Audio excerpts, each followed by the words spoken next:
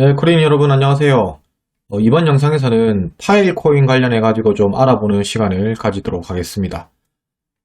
먼저 파일코인의 주요 기술인 IPFS가 뭔지 좀 설명을 드리고, 그 다음에 기존 이제 비슷한 류의 코인들하고 차이점이 뭔지 좀 간단히 설명을 드리고, 그리고 실제 좀 거래적인 측면에서 지금 메인넷이 2020년 10월 15일 날 좀 예정됐다고 지금 뜨고 있는데, 이 이유와 지금 이전에 거래 가능한 거래소들 좀 알려드리고, 그리고 이제 좀 파일코인 같은 경우는 또 파일코인 채굴기라는 게 좀 단어가 많이 등장하는데, 요거에 대해서 좀 알려드리는 시간을 가지도록 하겠습니다.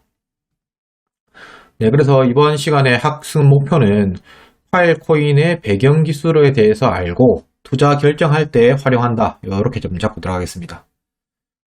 먼저 이제 IPFS라는 말이 나오는데요. IPFS란 말을 뭐 인터페러럴 파일 시스템 뭐 이렇게 좀 그 약자인데, 사실 저희 코린이 여러분들이 이런 것까지 알 필요는 없고, 그냥 간단하게 설명을 드리면, 기존에 이제 웹이라고 하면 저희가 HTTP라고 하는 거를 주소로 치고 들어갔잖아요. 인터넷상에서 인터넷을 할 때. 근데 이게 하나의 뭐 프로토콜 이런 겁니다. 프로토콜이란 말이 뭐냐면 뭐 규약 이런 뜻인데, 즉 우리가 인터넷을 하고 정보를 주고받을 때 웹페이지를 어떻게 보여줄지 이런 것들이 이제 약속이라고 보시면 되는데요. 이것들이 이제 기존에 이렇게 뭐 대용량 파일이라든지 동영상 이런 게 없을 때는 문제가 없이 잘 작동을 했는데, 정말 이제 점점 인터넷이 더 빨라지고 하다 보니까 뭐 영상이라든지 영상 콘텐츠 아니면 뭐 사진도 이제 대용량 사진들 이런 것들이 이제 최적화가 안 되었다. 그럼 이걸 해결하기 위해서 뭘 하느냐?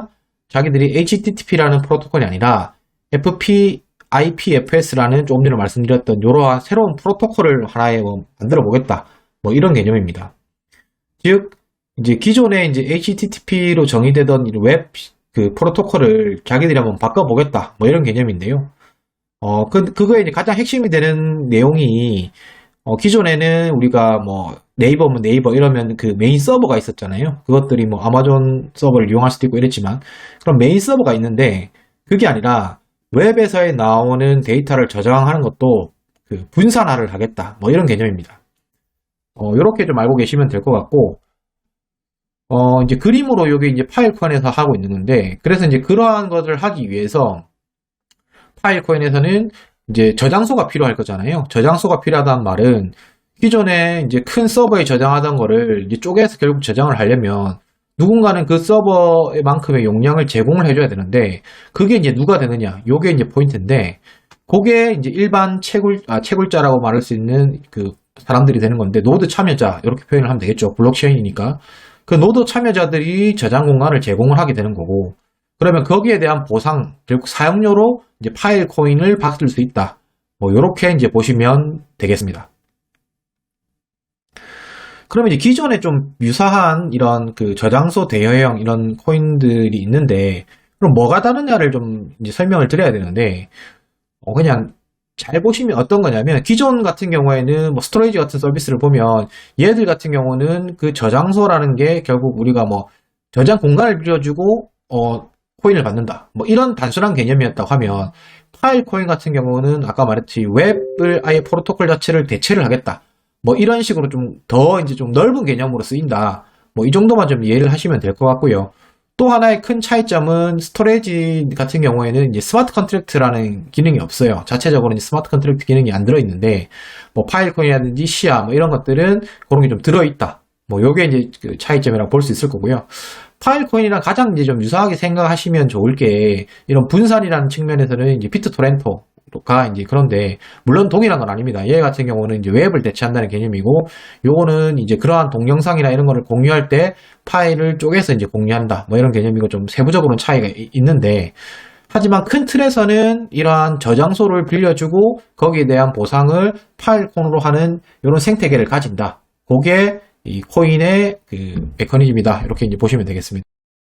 서두에서 말씀드렸듯이 현재 메인넷이 이제 15일 날 뭐 될지 안 될지는 아직 지켜봐야 되겠지만, 왜냐면 이게 몇 번 연기를 했거든요. 이제 진행 예정인데, 요게 그럼 왜 이렇게 이제 핫하냐 뭐 이런 걸 좀 그 살펴보려면, 사실 얘가 처음에 이제 그 텔레그램의 톤 있죠. 톤 나오기 전까지는 가장 많은 ICO를 그 ICO 금액을 했던 코인입니다. 한 2,800억 정도를 이제 모았었는데요. 그게 벌써 2017년입니다. 근데 2017년인데 이제 메인넷이 나온다는 거죠. 원래는 뭐 한 1년 사이에 나온다 이랬다가 계속 연기가 됐어요. 근데 이제 그렇게 이제 연기가 됐는데 여기 보시면 이제 글로벌로 한 50개 거래소에서 이미 거래가 되고 있습니다. 무슨 말이냐 하면 있지도 않는 코인을 가지고 실제 지금 거래가 이루어지고 있는 거예요. 일부 뭐 게이트아이오나 이런 같은 경우에는 여기 보면 숫자를 뒤에 붙여놨는데 요거 같은 경우는 뭐 어떤 거냐면 6개월 후에 이제 지급된다. 메인넷 이후 6개월 후에 지급된다. 뭐 이런 식으로 이제 아직 없는데 갖다 파는 뭐 선물 같은 개념으로 좀 돼 있는 거죠.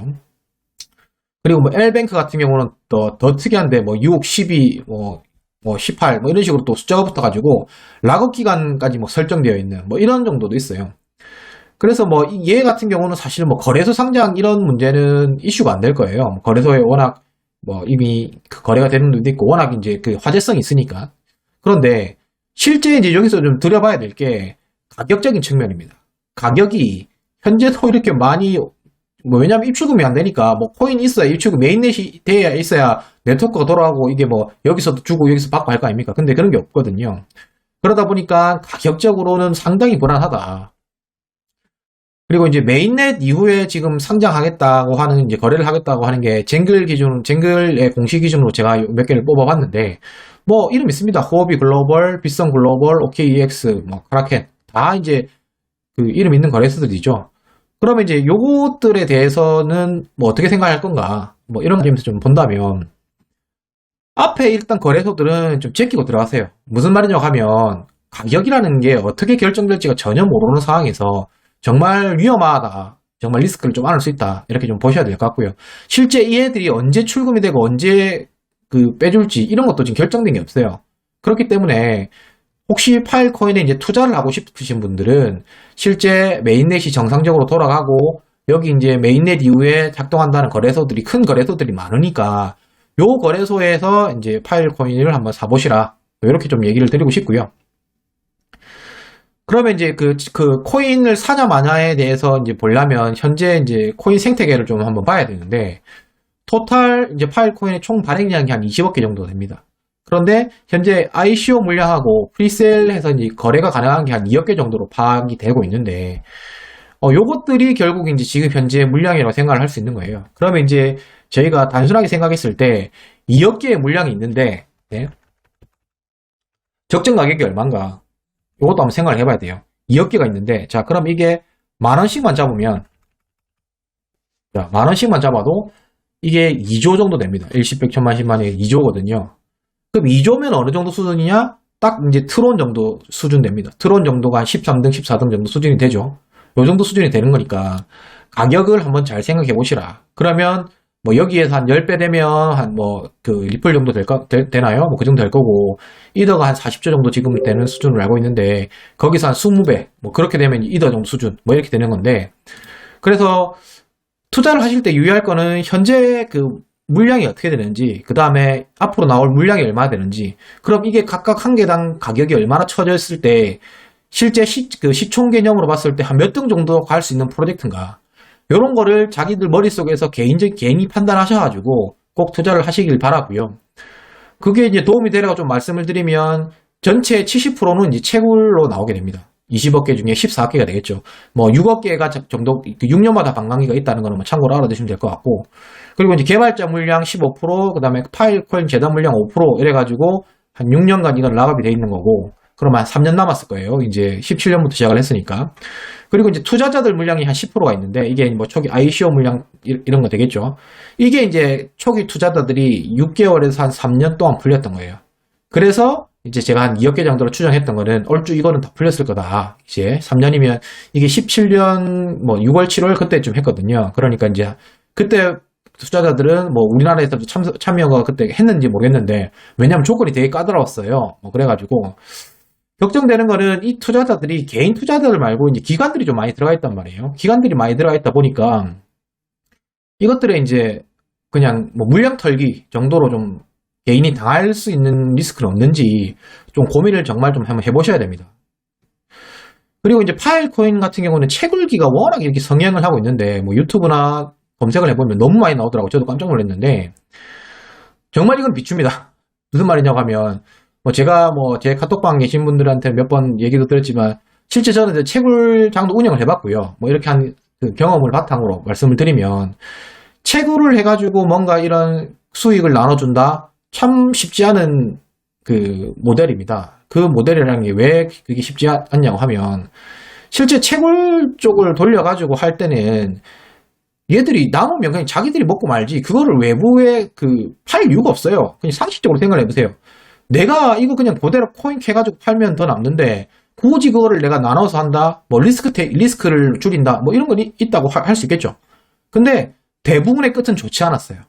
정말 대부분의 끝은 좋지 않았다는 것을 좀 아시고, 정말 이거는 다단계일 확률이 높다. 뭐 다단계는 확정이고요. 다단계는 확정이고, 모든 다단계가 뭐 모든 사람들이 돈을 못 버는 건 아니니까. 예를 들어서 다단계도 빨리 들어가는 뭐 상위 1%에서 5%는 돈을 벌겠죠. 그 퍼센테이지가 정확한 건 모르겠지만. 하지만 모든 다단계에서 자기들이 내가 1%에서 5%가 될 확률이 있을까? 이런 거를 좀 하신다면 정말 채굴 산업에서는 손을 떼시라. 이걸 좀 추천을 드리고 싶고요. 그래서 오늘 이제 간단하게 좀 이렇게 파일 코인이 곧 이제 메인넷이 출시가 된다고 해서 제가 좀 평소 가지고 있던 생각들을 좀 정리를 해봤는데요. 부정적입니다. 솔직히 말씀드리면 부정적이고요. 거기에 대해서 뭐 반박하실 분도 있겠지만, 저 뭐 어설프게 이거를 뭐 저는 뭐 반반입니다 이렇게 얘기하는 것보다는 명확하게 제 의견을 좀 밝히는 게 좋다고 생각을 하고요. 부정적이긴 하지만 이런 정보 전달에 대해서 좀 도움이 됐으면 좋겠다는 생각을 하고, 영상이 마음에 드셨으면 구독, 좋아요, 알람 설정 부탁드리겠습니다. 감사합니다. 코린 여러분.